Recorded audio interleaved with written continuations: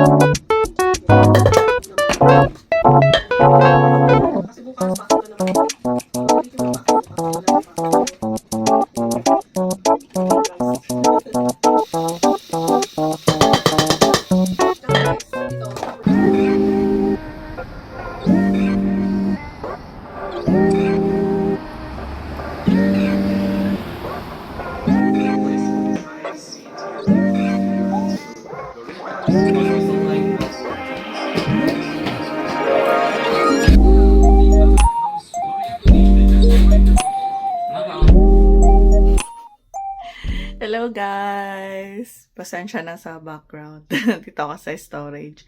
So ngayon is the first day ng vacation leave namin.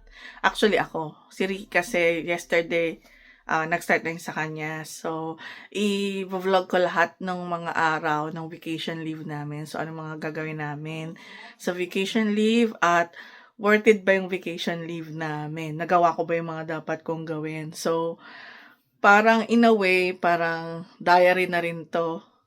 Kung ano-ano ba yung mga gagawin namin for vacation leave at kung magagawa ko ba yung mga nasa isip ko. Kasi ililista ko muna mamaya eh. Pag uwi namin, ililista ko mamaya yung mga gagawin ko for the whole week ng vacation leave ko. And hopefully, by the end of the vacation leave, nagawa ko yung mga yon. So, yun guys. Sige guys, bali ngayon is Sunday. Mag-church muna kami. And then, punta kami sa mall. Doon kami magla-lunch. And then, uwi na kami. So, sige guys. See you later.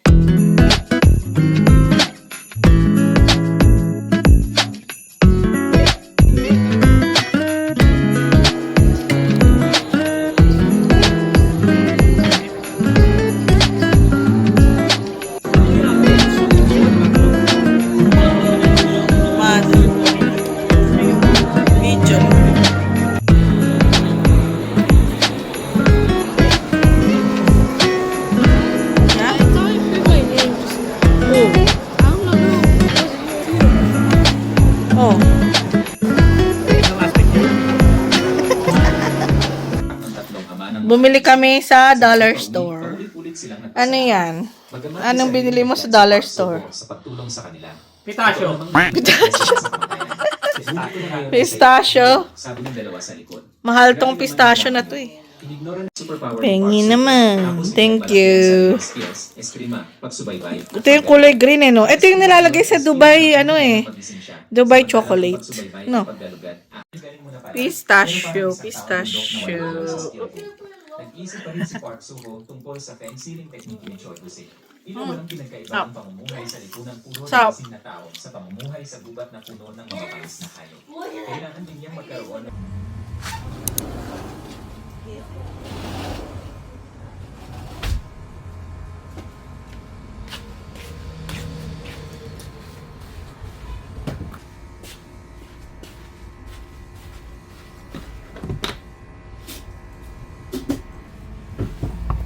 Ay!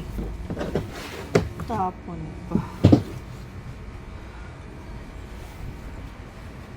Hello guys! So, nakauwi na kami galing sa church.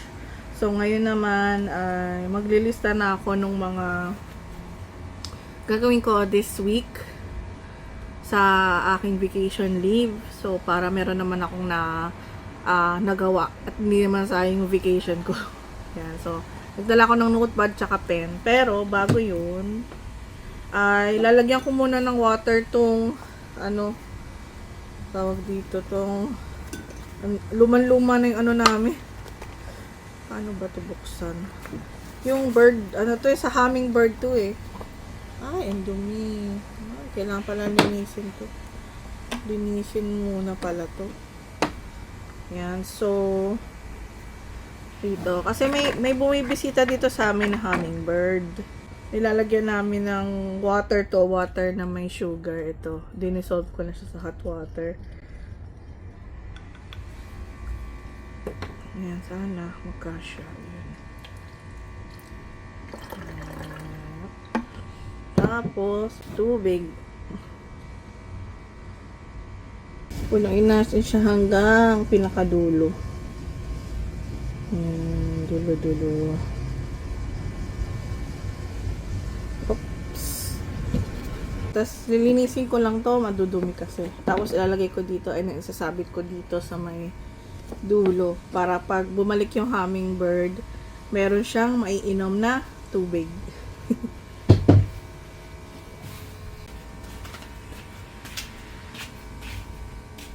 Ugasan natin dito.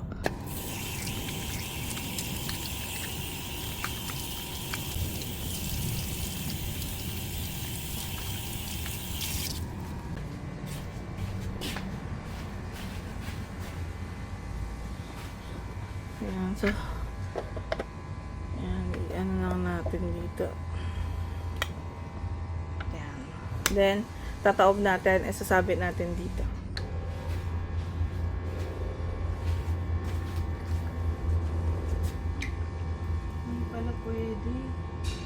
Hindi na pala siya pwedeng isabit. Sira na yung So, iiwan na lang pala namin siya dito sa table. Iiwan na lang pala namin siya dito. Yan. Dito natin iiwan.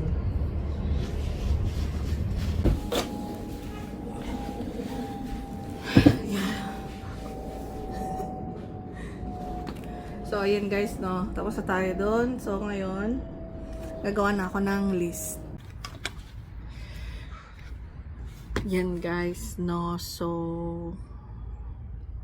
naiya ako. Nandito kasi ako sa backyard namin. Tapos, sa likod namin, mga bahayan. Then, tapos may mga window dito. Papakita ko sa inyo. Yan. So, nakita niyo yung mga window. Yan. Baka biglang may sumilip. Mahihiya ako. Baka biglang may sumilip, no? Sabi ng tao, mag nagawa ng babae na yun dun. Kaya nahihiya ako talaga mag-vlog sa public. By the way, so, yeah. Deadman na lang. Bahala na pag may naglakad dito dumaan. Deadman na lang. So, yun nga guys, no? So, kagaya ng sabi ko, vacation leave ako ngayon. So, marami akong planong gawin kasi wala naman kaming pupuntahan ngayong bakasyon namin.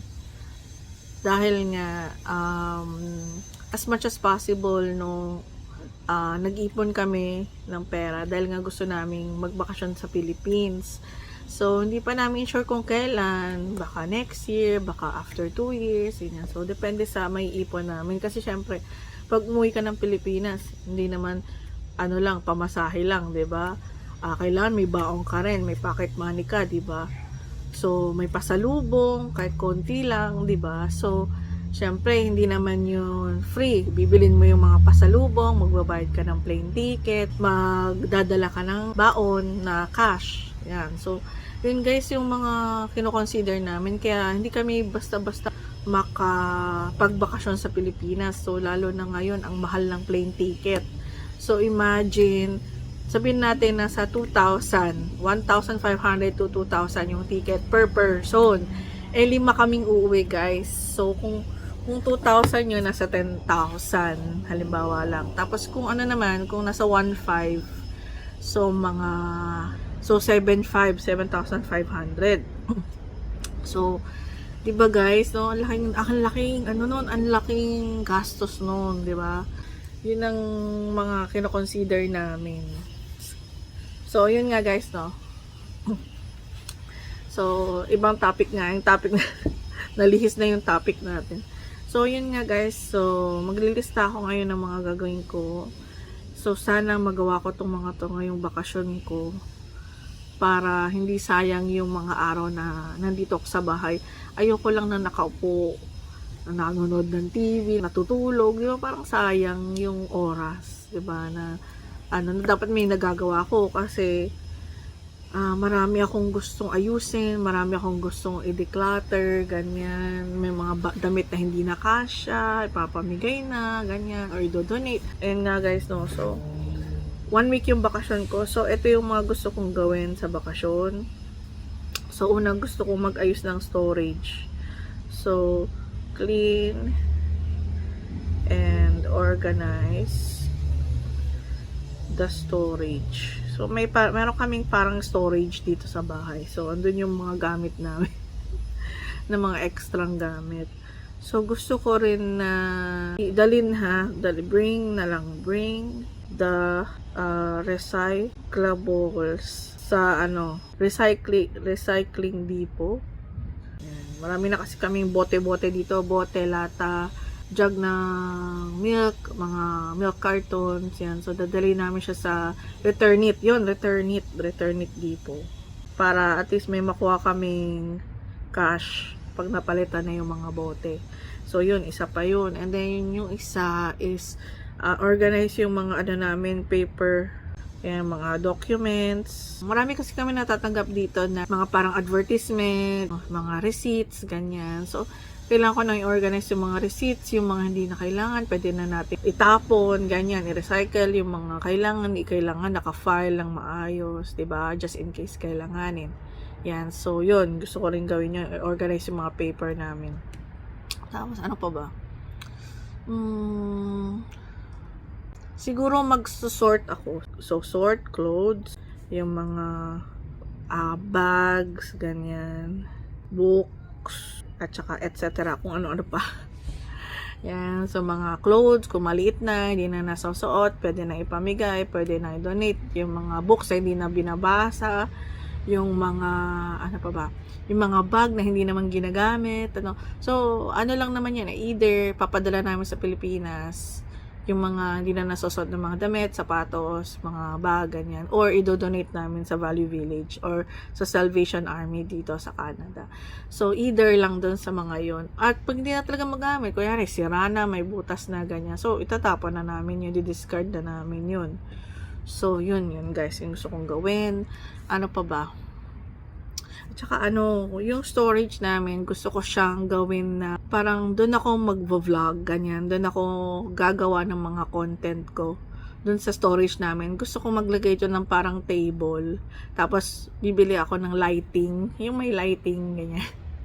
Tapos, doon ako gagawa ng mga videos ko about immigration, ganyan. So, guys, kung gusto nyo panoorin yung mga immigration videos ko, yan. So, based po sa experience and also sa mga nare-research ko rin, yan. So, nagagawa ako ng mga immigration videos. Example, yung mga study permit, how to step-by-step guide, study permit, work permit, ganyan. So, nagagawa rin po ako ng mga ganon. So, makikita nyo sa channel namin. May playlist kami para dun sa mga immigration stuff. Yan, bukod sa daily life vlogging, yan, yun. Pero ang majority talaga ng channel namin, yung mga video namin is more on life in Canada. Yan. Tapos nag-branch out ako sa mga immigration. Pero guys, disclaimer lang, di po ako immigration consultant, okay? So, itong mga nakukuha ko mga information ay based po sa mga na-research ko at saka sa mga experience po namin at saka ng mga kakilala namin. So, parang lang siya. Itong mga guide na to is makikita nyo rin siya sa internet. Nga rin, nag-google kayo. So, makikita nyo rin doon. Kumbaga, ako lang is parang ginagawa ko lang siya in video form.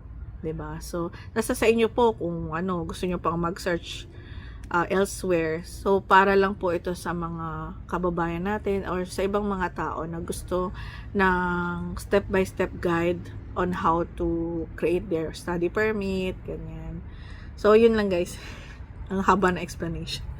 So, yun, gagawa ko ng parang table setup, ganyan. So, doon yung may lighting, andun yung parang desk, ganyan, upuan. Tapos doon ako gagawa ng mga immigration vlogs or yung mga kwentuhan na vlogs ko, yung mga kwentong Canada, yan, doon ko gagawin. Kasi, hindi kasi pwede sa room namin dahil yung mga bata doon naglalaro ng ng PlayStation, tapos doon naglalaro ng computer. So, kailangan ko kasi ng quiet na place na kung ako lang, yung magagawa ko yung paggagawa ko ng content, pati pag-edit, doon ko na rin gagawin para meron na parang akong sarili kong room. Yan. Yun guys, yung gusto ko din. Tapos, ano pa ba? Sa ngayon, yun lang yung mga naisip ko, no? After siguro bukas may maisip na naman ako, ganyan. So, yun, ililista ko na lang din dito sa listahan ko. So, ganito rin ba kayo guys, pag nagbabakasyon kayo, imbis na pumunta kayo sa ibang lugar, nag-stay na kayo sa bahay, tapos naglilinis kayo ng bahay, nagde-declutter kayo, nag-spring cleaning kayo, di ba? So, spring na ngayon, so spring cleaning, ganyan. Ganun din ba ginagawa nyo guys? O talagang bakasyon talaga with family? Like camping, outing, swimming, di ba? Sa Pilipinas, talaga, lalo na pag mga holiday, yung mga habang holiday, yung Holy Week, diba? Laging nagsiswimming sa labas, ganyan. Tapos, sa beach, sa swimming pool, sa company, diba? May mga parang, kalimutan ko yung tawag. Basta yun. Yun, yung mga ganong banding-banding. Yun. So, ngayon, hindi muna. Medyo less muna yung lakad-lakad namin sa labas kasi nag-iipon nga kami. Yun guys. Pero, tsaka ayaw rin namin kasi namin i-charge sa credit card yung namin. Gusto namin, i-charge naman sa credit card, may pambayad na kaming naka-ready. Ayaw namin yung babayaran monthly, ganyan. Kasi mataas ang interest ng credit card eh. Tsaka natuto na ako sa, previous, meron ako lesson learned na ako sa dati kong, mga credit card. So, ngayon, ang credit card ko is isa na lang.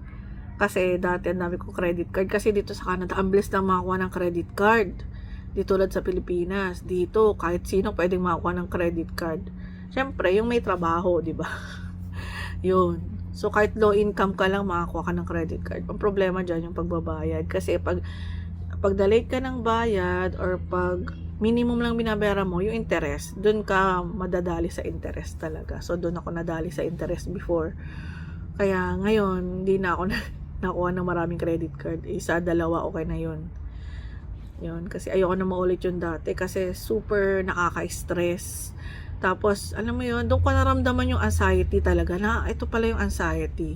Doon ko talaga naramdaman. Kasi, that time, hindi ko alam kung saan ako kukuha ng pambayad. Yung, alam mo yun, dalawa na yung trabaho ko noon, pero parang kulang pa rin. Yun yung naramdaman ko. So, parang ako inisip ko, ano pa bang kailangan kong gawin para kung makabayad ako ng more than minimum sa mga credit card ko. So, ayun. Sige, kwento ko na lang sa inyo. Kung gusto nyo malaman yung story ko about doon, comment nyo lang po down below. I-share ko yung story ko sa inyo. About doon sa aking credit card. Yung aking history sa credit card. Hindi magandang history. Ayun, yun lang guys. So, ito na lang muna. So, sinulat ko. Yan. Ito na lang muna guys. And then, pag may naisip pa ako, ilalagay ko na lang ulit dito. Tapos, ngayon, balik muna tayo sa loob. Okay. Sige guys. See you later.